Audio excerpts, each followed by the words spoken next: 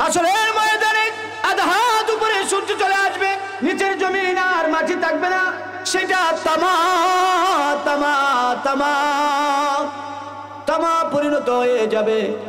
আল্লাহ নবী সাল্লাল্লাহু আলাইহি ওয়াসাল্লাম বলেন, দুনিয়ার উম্মতেরা শোনো, ওই সময় মানুষ পাগল পারা হয়ে যাবে, কেউ আগাইতে পারবে না, পিছাইতে পারবে না, যতক্ষণ পর্যন্ত বিচারের রায় না আসবে। বিচার না হওয়া পর্যন্ত কোনো মানুষ আগাইতে পারবে না, পিছাইতে পারবে না। এমনি হঠাৎ করে মানুষ আর কোনো দিশা পাবে না, মানুষ পাগল পারার মতো হয়ে যাবে। এত বছর দাঁড়িয়ে থাকবে, সূর্য গরম আর সহ্য করা সম্ভব না, এমন এমন কঠোর অবস্থায় ভয়ঙ্কর অবস্থা হয়ে যাবে। মানুষের মাথার মধ্যে হঠাৎ করে চিন্তা আসবে, সবাই মিলেমিশে হাসরের ময়দানে যারা আছে সবাই দৌড়াইতে থাকবে হযরতে আদম আলাইহিস সালাতু ওয়াস সালামের কাছে। সুবহানাল্লাহ। সেদিন আপনার বন্ধু না, আপনার কোনো বন্ধু না। হাসরের ময়দানের মানুষগুলো দৌড়াবে, যারা বলবে আল্লাহর পয়গম্বর আদম, এ আল্লাহর পয়গম্বর আদম, হাসরের ময়দানের এত আযাব আর আমরা বরদাস্ত করতে পারতেছি না। ও আল্লাহর পয়গম্বর আদম, আল্লাহর কাছে একটু সুপারিশ করেন। কি সুপারিশ করব? আদম নবীকে মানুষ বলতে থাকবে, আল্লাহর পয়গম্বর আদম, আল্লাহর কাছে বলেন এই হাসরের ময়দানের হিসাব যেন শুরু করে দেয়, এগুলো জান্নাতে যাব নয়তো জাহান্নামে যাব। হাসরের ময়দানে আর বরদাস্ত করতে পারতেছি না, আযাব আর সহ্য করতে পারতেছি না।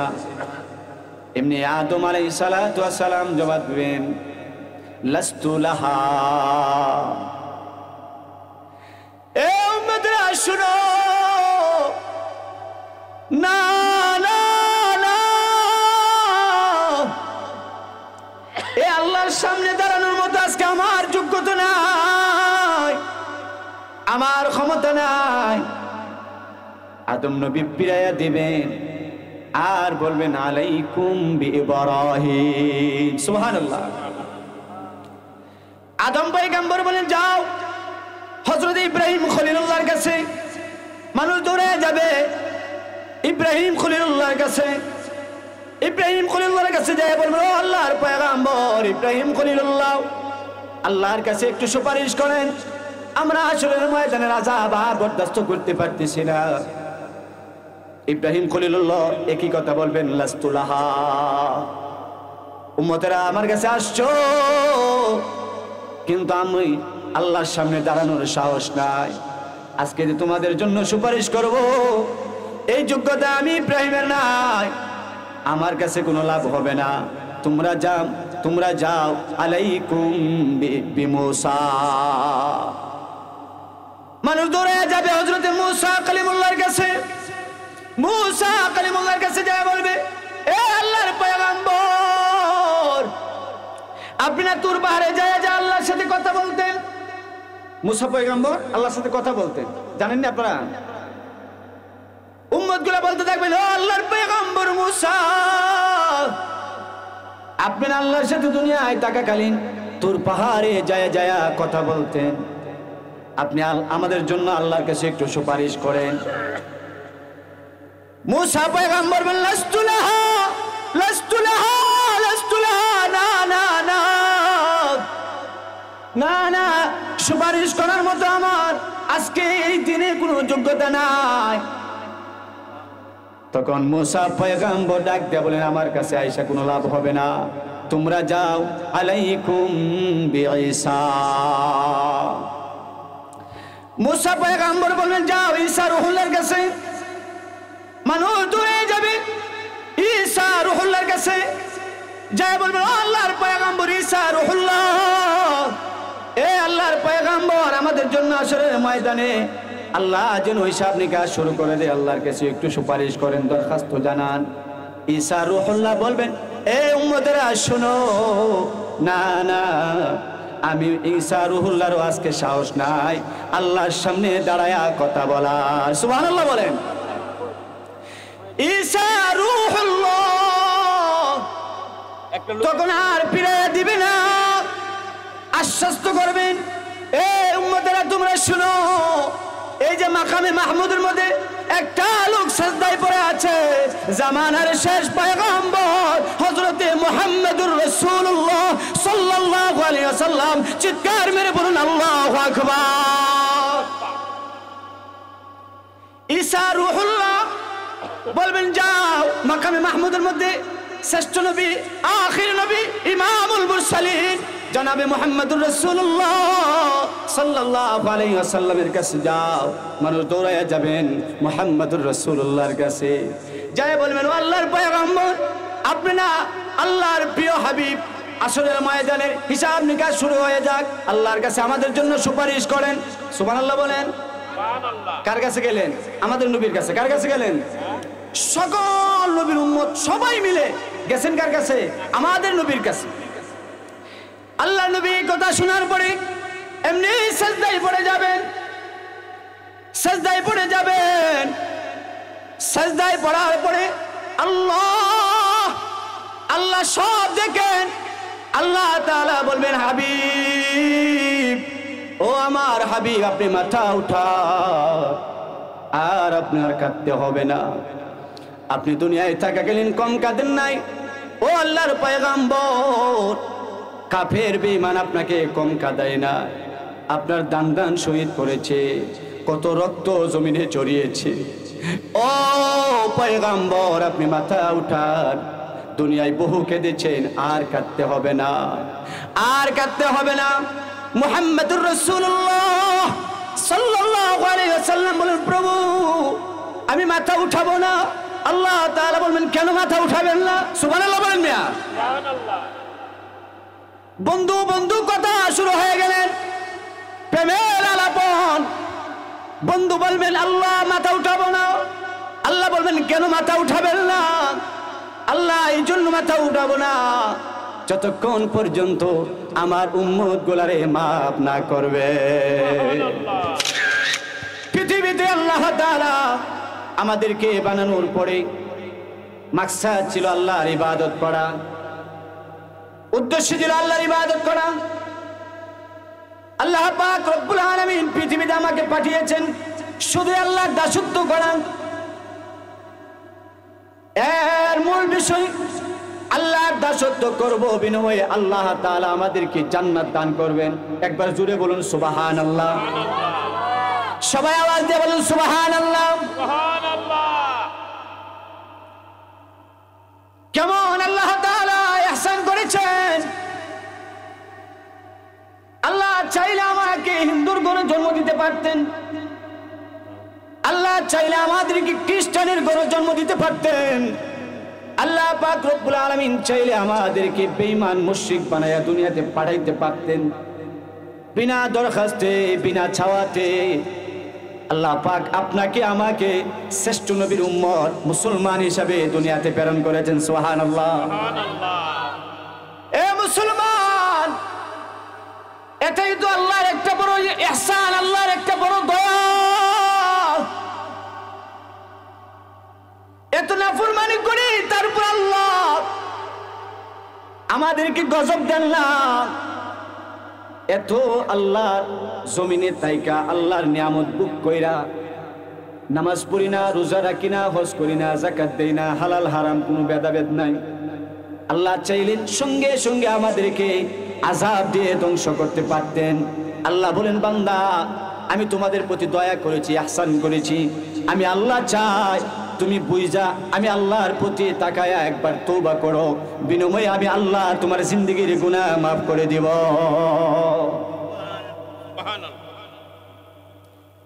এ মুসলমান, আল্লাহ কেমন দয়া করেছে শুনো। জামানার পয়গম্বর হযরত নূহ, জামানার পয়গম্বর নূহ আলাইহিস সালাতু ওয়াস সালাম 9 থেকে 950 বছর আল্লাহর কালেমার দাওয়াত দিয়েছেন। কয়শো বছর? 950 বছর, 950 বছর কালেমার দাওয়াত দিয়েছেন। মানুষকে বলেছেন তোমরা শুধু আল্লাহর ইবাদত করো, আল্লাহ ছাড়া আর কোনো ইলাহ নাই, আল্লাহর দাসত্ব করো, আল্লাহর গোলামি করো। নূহ আলাইহিস সালাতু ওয়াস সালামের কথা মানুষ শুনে না।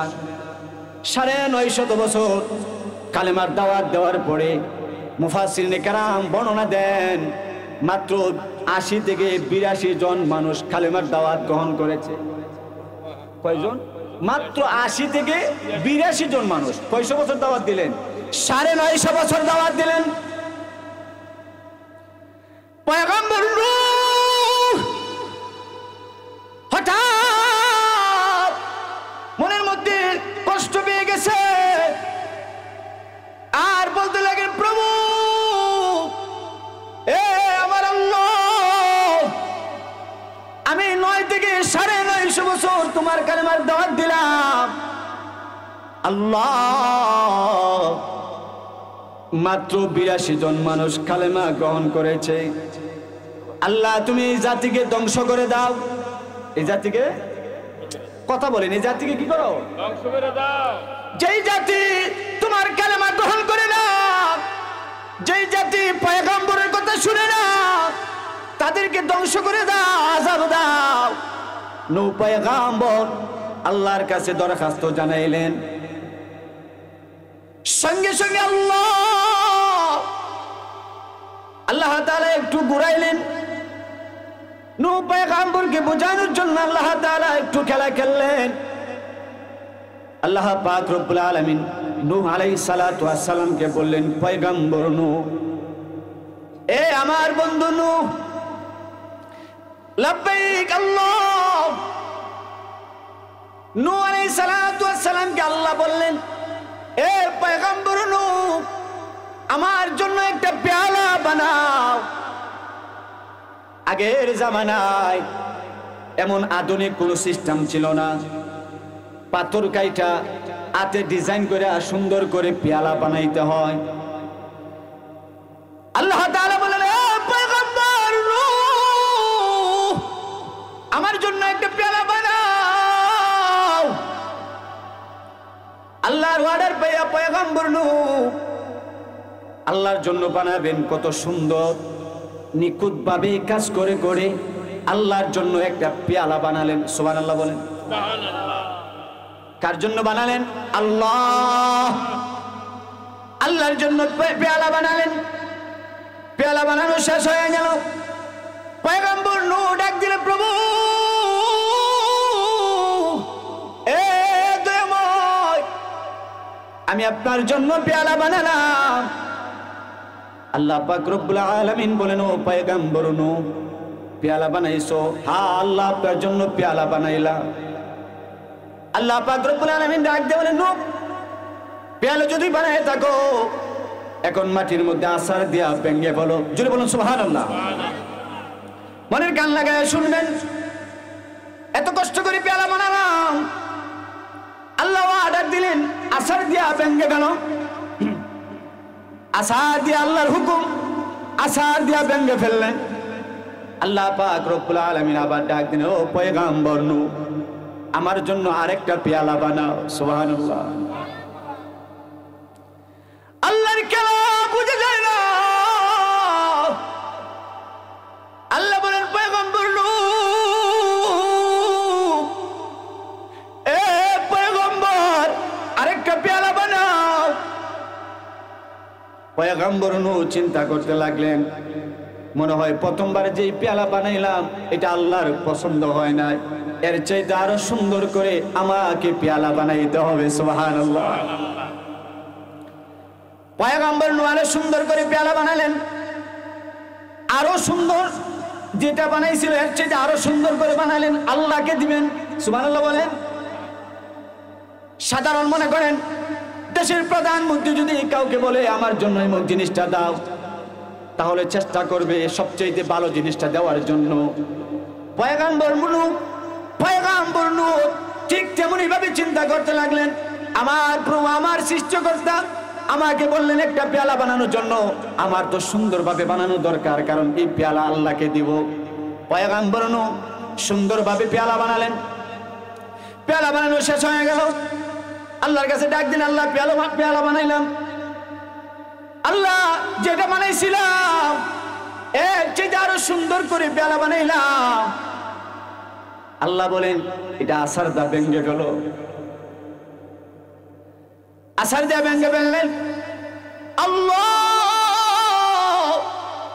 এ মুসলমান একটু খেয়াল করবেন, আল্লাহ আমাদের প্রতি কেমন দয়া করেছেন, ইহসান করেছেন। আল্লাহ তৃতীয়বারের মতো বললেন, ও পয়গম্বর নূহ আমার জন্য আরেকটা পেয়ালা বানাও। সুবহানাল্লাহ। পয়গম্বর নূহ আরো সুন্দর করে একবার দুইবার যেইটুকু কষ্ট করেছে এর চেয়ে আরো বেশি কষ্ট করে আরেকটা পেয়ালা বানালেন। তৃতীয়বার আল্লাহ তাআলা বললেন পেয়ালা বানানো শেষ হয়েছে, আসার দিয়ে ভেঙে ফেল। তখন পয়গম্বর নূহ আল্লাহর কাছে প্রশ্ন করলেন, প্রভু এ আমার আল্লাহ, আমি আপনার কাছে জানতে চাই, আল্লাহ একবার পেয়ালা বানাইলাম, আপনি বলছেন বাংলার জন্য বাংলাম, আবার বানাইলাম, আবার বলছেন বাংলাম, আল্লাহ তৃতীয়বার বানাইলাম, আবারও বলতেছেন বাংলার জন্য। আল্লাহ বিষয়টা বুঝি নাই, আমাকে একটু বুঝাইয়া বলেন। সুবহান। আল্লাহ তাআলা বুঝাইলেন, এ নূহ আলাইহিস সালাম, তুমি একবার দুইবার এমন ভাবে 900 বছর তুমি দাওয়াত দিলা, তুমি তো শেষ পর্যন্ত অতিষ্ঠ হয়ে বললা আল্লাহ এই জাতিকে তুমি ধ্বংস করে দাও। এ পয়গম্বর নূহ তুমি শোনো, একটা পেয়ালা বানাইতে তোমার কতটুক সময় গেছে, একটা পেয়ালা বানাইতে তোমার কতটুক কষ্ট হয়েছে, একবার দুইবার তিনবার বানানোর পরেই তোমার কষ্ট মনের ভিতরে জাগছে। এ পয়গম্বর নূহ শোনো, তুমি যতটুকু কষ্ট করেছিলা এর চাইতে আরো বেশি মায়া করি আমি আল্লাহ আমার জাতিকে, আমার বান্দাকে আমি আল্লাহ বানাইছি। সুবহানাল্লাহ। তুমি একটু সময় নাও, একটা পেয়ালা বানাইলে যদি তোমার কষ্ট লাগে, তোমার ভিতরে আল্লাহর কাছে কষ্ট দিতে হয়।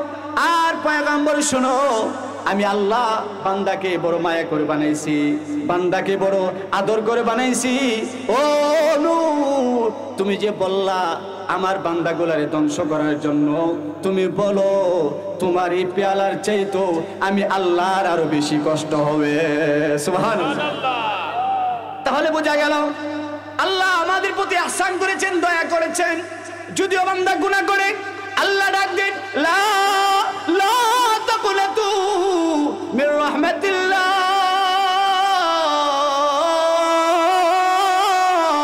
ইন্নাল্লাহা ইয়াগফিরুদ যুনুবা জামিআ, ইন্নাহু হুয়াল গফুরুর রহিম। আল্লাহ পাক রব্বুল আলামিন ডাক দেন, এ পৃথিবীর মানুষেরা শুনো, গুনাহ করেছো সমস্যা নাই, আমি আল্লাহর দয়া এত বেশি, এত বেশি। তোমার গুনাহ যদি আসমান পর্যন্ত হয়ে যায়, আল্লাহ বলেন বান্দা শোনো, এই আসমানের চাইতো আরো অধিক পরিমাণে আমি আল্লাহর দয়া বেশি। সুবহানাল্লাহ। আল্লাহ বলেছেন, লা তাকুনাতু মির রাহমাতিল্লাহ, ইন্নাল্লাহা ইয়াগফিরুদ যুনুবা জামিআ, ইন্নাহু হুয়াল গফুরুর রহিম। বান্দা 70 বছর গুনাহ করেছো, 50 বছর গুনাহ করেছো, বান্দা শোনো, আমি আল্লাহর রহমত থেকে কোনোদিন তোমরা নৈরাশ হইবা না। সুবহানাল্লাহ বলেন মিয়া। সুবহানাল্লাহ। আল্লাহ সুসংবাদ দিলেন, এত গুনাহ করো তাতে সমস্যা নাই, কিন্তু আমার রহমত থেকে, আমার দরওয়াজা থেকে তোমরা ফিরবা না।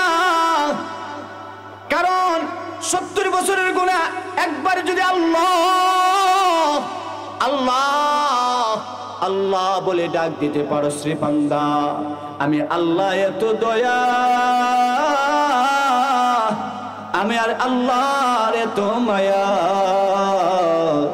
দুনিয়ার মানুষ একবার দুইবার তিনবার চাইলে রাগান্বিত হয়, আর আমি আল্লাহর কাছে যত চাইবি আমি আল্লাহ তত খুশি হই। সুবহানাল্লাহ। একবার যদি আল্লাহ বলে ডাক দিতে পারেন, আল্লাহ বলেন এই ডাকটা যদি ভিতর থেকে হয়ে থাকে, এই ডাকটা যদি খালেস নিয়ত হয়ে থাকে, বান্দা শুনে রাখ, তোর এই চোখের পানি মুফাসসিরিনে কেরাম এক একটা বর্ণনা দিয়েছেন। এই যে আপনার বমরগুলা, এই বমরগুলা বিচার আগে আগে আল্লাহ জীবনের গুনাহ মাফ করে দিবে। এখন মূল বিষয় হলো, দুনিয়াতে যা কিছু করলাম, এই দুনিয়া ছেড়ে একদিন অন্ধকার কবরে যাব, ঠিক কিনা বলেন? আপনারা কথা বলেন না। এই দুনিয়ায় কি থাকা যাবে? না। আমাদের বাপদাদারা কি আছে? নাই। আমাদের পূর্বপুরুষরা তারা কি পৃথিবীতে আছে? নাই। এই পৃথিবী ছেড়ে একদিন কবরে যেতে হবে, কোনো সন্দেহ নাই, কোনো সন্দেহ নাই। কত বাদশা ছিল আজকে অন্ধকার কবরে, কত জালেম ছিল আজকে অন্ধকার কবরে। বহু বাদশা অর্ধ পৃথিবী শাসন করেছে, তারা আজকে কবরে। এ মানুষ অন্ধকার কবরে যেতে হবে। আমার মূল বিষয়টা আলোচনায় আমি নিয়ে আসতেছি, এই কবর থেকে আমাদের উঠতে হবে হাসরের ময়দান। এটা বিশ্বাস হয় কিনা? ইমানে মুফাসসিরের মধ্যে বলা হয়েছে 7টা জিনিসের উপরে ঈমান আনতে হবে। কয়টা জিনিস বলেন? 7টা জিনিসের মধ্যে একটা জিনিস হলো কিয়ামতের দিবস যে কায়েম হবে, এটার উপরে ঈমান আনতে হবে। কিয়ামত হবে, কিয়ামতের ময়দানে উঠতে হবে, এই বিশ্বাস রাখার নামই একটা, এটার নাম একটা ঈমান। সুবহানাল্লাহ বলেন। এখন আমরা এই হাসরের ময়দানে যখন উঠব, এই জায়গাটা খুব কঠিন জায়গা। আল্লাহর পয়গম্বর মুহাম্মদুর রাসূলুল্লাহ সাল্লাল্লাহু আলাইহি ওয়াসাল্লাম বলেন, এ পৃথিবীর উম্মতেরা শোনো, মানুষকে যখন হাসরের ময়দানে উঠানো হবে, হাসরের ময়দান কায়েম হয়ে যাবে, হাসরের ময়দান কায়েম হয়ে যাবে। বিচার শুরু হয় না এখন পর্যন্ত। আধাত উপরে সূর্য চলে আসবে। এ মুসলমান, মনের কান লাগায় শুনো, কিয়ামতের দিবসটা কেমন হবে? আধাত উপরে সূর্য চলে আসবে, নিচের জমিনটা সব তামা হয়ে যাবে। আল্লাহর নবী সাল্লাল্লাহু আলাইহি ওয়াসাল্লাম বলেন, কমপক্ষে মানুষ 50,000 বছর দাঁড়ায় থাকবেন। একবার জোরে বলুন সুবহানাল্লাহ। সুবহানাল্লাহ। আরো জোরে বলুন সুবহানাল্লাহ। সুবহানাল্লাহ। 100 না 1000? কয় হাজার? আখিরাতের এক একটা দিন এই পৃথিবীর 50,000 বছরের সমান। আখিরাতের একটা দিন যদি পৃথিবীর 50,000 বছরের সমান হয়, তাহলে ওই যুগের ওই দিবসের 50,000 বছর দিন আর এই পৃথিবীর কত কোটি দিন একমাত্র আল্লাহই ভালো জানে, ঠিক কিনা বলেন? আল্লাহর পয়গম্বর ডাক দিয়ে বলেন, উম্মতেরা শুনো,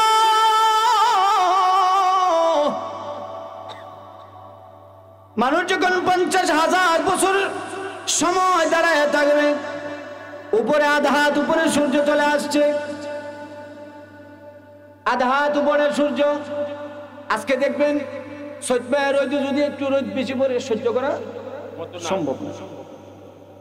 আল্লাহ তাআলা বলেন, হাসরের ময়দানে আধা হাত উপরে সূর্য চলে আসবে, নিচের জমিন আর মাটি থাকবে না, সেটা তামা তামা তামা তামা পরিণত হয়ে যাবে।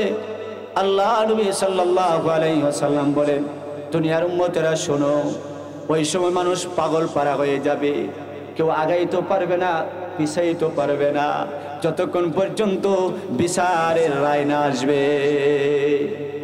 বিচার না হওয়া পর্যন্ত কোনো মানুষ আগাইতে পারবে না, পিছাইতে পারবে না। এমনি হঠাৎ করে মানুষ আর কোনো দিশা পাবে না, মানুষ পাগল পারার মতো হয়ে যাবে।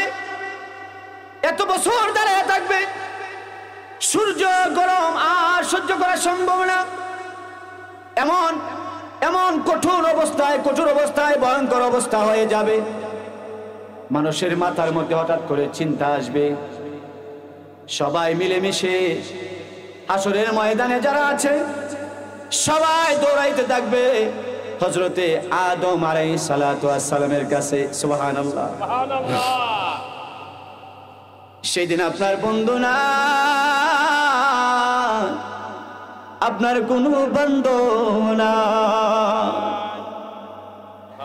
হাসরের ময়দানের মানুষগুলো দৌড়াবে, যারা বলবে আল্লাহর পয়গম্বর আদম, এ আল্লাহর পয়গম্বর আদম, হাসরের ময়দানের এত আযাব আর আমরা বরদাস্ত করতে পারতেছি না। ও আল্লাহর পয়গম্বর আদম, আল্লাহর কাছে একটু সুপারিশ করেন। কি সুপারিশ করব? আদম নবীকে মানুষ বলতে থাকবে, আল্লাহর পয়গম্বর আদম আল্লাহর কাছে বলেন এই হাসরের ময়দানের হিসাব যেন শুরু করে দেয়। এগুলো জান্নাতে যাব নয়তো জাহান্নামে যাব। হাসরের ময়দানে আর বরদাস্ত করতে পারতেছি না, আযাব আর সহ্য করতে পারতেছি না। এমনি আদম আলাইহিস সালাতু ওয়াস সালাম জবাব দেন, লাস্তু লাহা। এ উম্মতরা শুনো, না না না, এ আল্লাহর সামনে দাঁড়ানোর মতো আজকে আমার যোগ্যতা নাই, আমার ক্ষমতা নাই। আদম নবী ফিরাইয়া দিবেন আর বলবেন আলাইকুম বিইব্রাহিম। সুবহানাল্লাহ। আদম পয়গম্বর বলেন যাও হযরত ইব্রাহিম খলিলুল্লাহর কাছে। মানুষ দৌড়ে যাবে ইব্রাহিম খলিলুল্লাহর কাছে। ইব্রাহিম খলিলুল্লাহর কাছে যায় বলবে, ও আল্লাহর পয়গম্বর ইব্রাহিম খলিলুল্লাহ, আল্লাহর কাছে একটু সুপারিশ করেন, আমরা হাসরের ময়দানের আযাব আর বরদাস্ত করতে পারতেছি না। ইব্রাহিম খলিলুল্লাহ একই কথা বলবেন, লাস্তু লাহা। উম্মতেরা আমার কাছে আসছো, কিন্তু আমি আল্লাহর সামনে দাঁড়ানোর সাহস নাই। আজকে যে তোমাদের জন্য সুপারিশ করব এই যোগ্যতা আমি ইব্রাহিমের নাই, আমার কাছে কোনো লাভ হবে না। তোমরা যাও আলাইকুম বিমূসা। মানুষ দৌড়ে যাবে হযরত মূসা কালিমুল্লাহর কাছে। মূসা কালিমুল্লাহর কাছে যায় বলবে, এ আল্লাহর পয়গম্বর, আপনি না তুর পাহাড়ে যায় আল্লাহর সাথে কথা বলতেন। মূসা পয়গম্বর আল্লাহর সাথে কথা বলতেন, জানেন না আপনারা? উম্মতগুলো বলতে থাকবেন, ও আল্লাহর পয়গম্বর মূসা, আপনি না আল্লাহর সাথে দুনিয়ায় থাকাকালীন তুর পাহাড়ে যায় কথা বলতেন। আপনি আমাদের জন্য আল্লাহর কাছে একটু সুপারিশ করেন।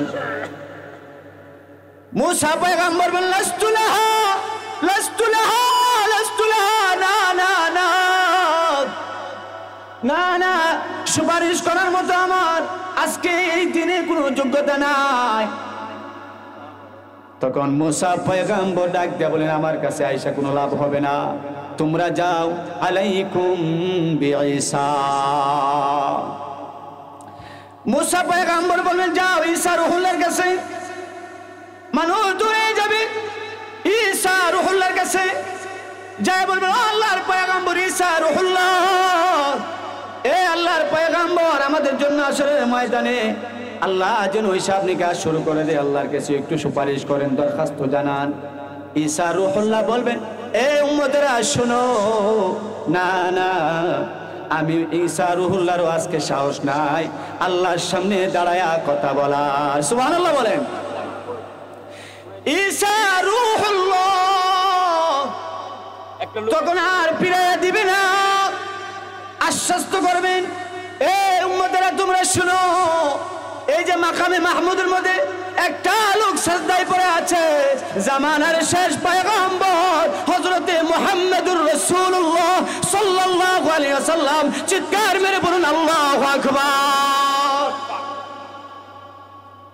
ঈসা রূহুল্লাহ বলবেন, যাও মাকামে মাহমুদের মধ্যে শ্রেষ্ঠ নবী, আখির নবী, ইমামুল মুরসালিন জনাবে মুহাম্মদুর রাসূলুল্লাহ সাল্লাল্লাহু আলাইহি ওয়াসাল্লামের কাছে যাও। মানুষ দৌড়াইয়া যাবেন মুহাম্মদুর রাসূলুল্লাহর কাছে, যায় বলবেন, ও আল্লাহর পয়গম্বর, আপনি না আল্লাহর প্রিয় হাবিব, আসরের ময়দানের হিসাব নিকাশ শুরু হয়ে যাক। আল্লাহর কাছে আমাদের জন্য সুপারিশ করেন। সুবহানাল্লাহ বলেন। কার কাছে গেলেন? আমাদের নবীর কাছে। কার কাছে গেলেন? সকল নবীর উম্মত সবাই মিলে গেছেন কার কাছে? আমাদের নবীর কাছে। আল্লাহ নবী কথা শোনার পরে এমনি সাজদায় পড়ে যাবেন। সাজদায় পড়ে যাবেন। সাজদায় পড়ার পরে আল্লাহ আল্লাহ সব দেখেন। আল্লাহ তাআলা বলবেন, হাবিব, ও আমার হাবিব, আপনি মাথা উঠান, আর আপনার কাঁদতে হবে না। আপনি দুনিয়ায় থাকাকালীন কম কাঁদেন নাই। ও আল্লাহর পয়গম্বর, কাফের বেঈমান আপনাকে কম কাঁদায় না। আপনার দান দান শহীদ করেছে, কত রক্ত জমিনে ছড়িয়েছে। ও পয়গম্বর, আপনি মাথা উঠান, দুনিয়ায় বহু কেঁদেছেন, আর কাঁদতে হবে না, আর কাঁদতে হবে না। মুহাম্মদুর রাসূলুল্লাহ সাল্লাল্লাহু আলাইহি ওয়াসাল্লাম বলেন, প্রভু আমি মাথা উঠাবো না। আল্লাহ তাআলা বলবেন, কেন মাথা উঠাবেন না? সুবহানাল্লাহ বলেন মিয়া। সুবহানাল্লাহ। বন্ধু বন্ধু কথা শুরু হয়ে গেলেন, প্রেমের আলাপন। বন্ধু বলবেন, আল্লাহ মাথা উঠাবো না। আল্লাহ বলবেন, কেন মাথা উঠাবেন না? আল্লাহ এই জন্য মাথা উঠাবো না যতক্ষণ পর্যন্ত আমার উম্মত গুলারে মাফ না করবে। আল্লাহ তাআলা সঙ্গে সঙ্গে বলবেন, পয়গম্বর আপনি মাথা উঠান, আর মাথা উঠান, আর কাঁদতে হবে না। আল্লাহর পক্ষ থেকে অর্ডার চলে আসবেন, আপনি মাথা উঠান। আমি দুনিয়ায় থাকাকালীন সূরা দুহার মধ্যে আমি আপনাকে আশ্বস্ত করেছিলাম, আমি আপনাকে এত পরিমাণ দান করব, যেটা পায়া আপনি পয়গম্বর খুশি হয়ে যাবে। সুবহানাল্লাহ। আল্লাহ তাআলা বলবেন, হাবিব, এ প্রিয় হাবিব, আপনি মাথা উঠান। মাথা উঠাইয়া আপনার উম্মত গুলা যাদের ভিতরে বিন্দু পরিমাণ মাছের দানা পরিমাণ ঈমান আছে, এই লোকগুলা যারা জাহান্নামে গেছে, আপনি হাতে দুইরা দুইরা জান্নাতে পৌঁছায়া দেন। আল্লাহর পয়গম্বর নিজের হাতে ধরে ধরে উম্মত গুলারে জান্নাতে দিবেন। সুবহানাল্লাহ বলেন মিয়া। এজন্য নবীরে দুনিয়াতে পাঠায়া আল্লাহ আমাদের প্রতি ইহসান করেছেন, ওমা আরসালনাকা ইল্লা রাহমাতাল লিল আলামিন। এজন্য আল্লাহ যে আমাদেরকে কত দয়া করেছেন, কত ভালোবেসেছেন। হুজুর চলে আসছে, আসলে কথা হুজুরের বসায় রেখে কথা বলা ঠিক না, তারপর 3 মিনিট সময় বাকি আছে, 40 আমাকে টাইম দেওয়া হয়েছে। এই 3 মিনিটে একটা ঘটনা বলি।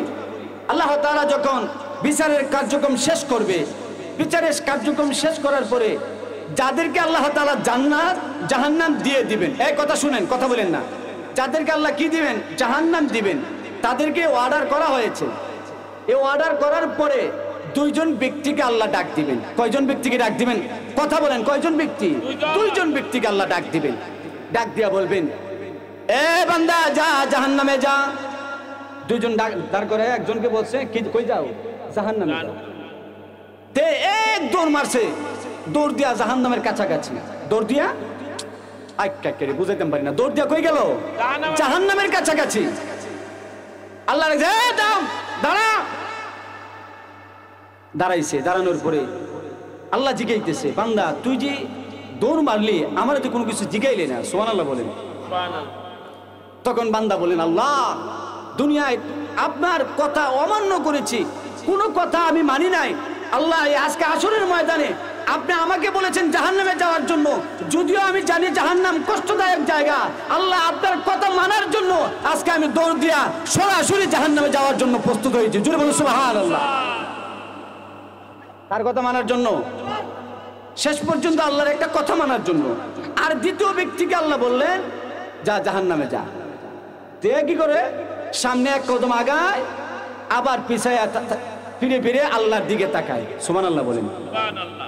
তখন আল্লাহ জিগায়, বান্দা কিরে ব্যাপার কি? তোরে বলছি জাহান্নামে যাওয়ার জন্য, তুই জাহান্নামে যাবি, সামনে এক কদম আগাস, আবার ঘুরায় ঘুরায় আমি আল্লাহর দিকে তাকাস, কারণ কি?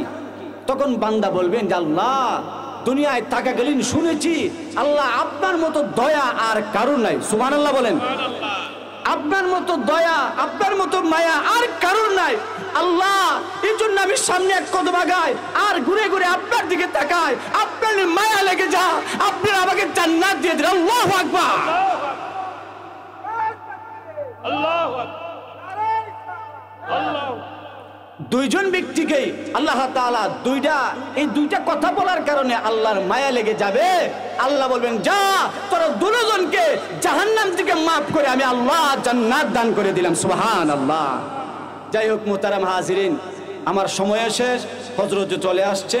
আল্লাহ তাআলা যেন আল্লাহ যে আমাদের প্রতি ইহসান করেছেন, দয়া করেছেন, এটার প্রতি লক্ষ্য করে আমরাও আল্লাহর যে হুকুম মানার চেষ্টা করব। আল্লাহ তাআলা আমাদের তৌফিক দান করুন। সকলে বলে আমিন। ওয়া আখিরু দাওয়ানা আলহামদুলিল্লাহি রাব্বিল আলামিন। আসসালামু আলাইকুম ওয়া রাহমাতুল্লাহি ওয়া বারাকাতুহু।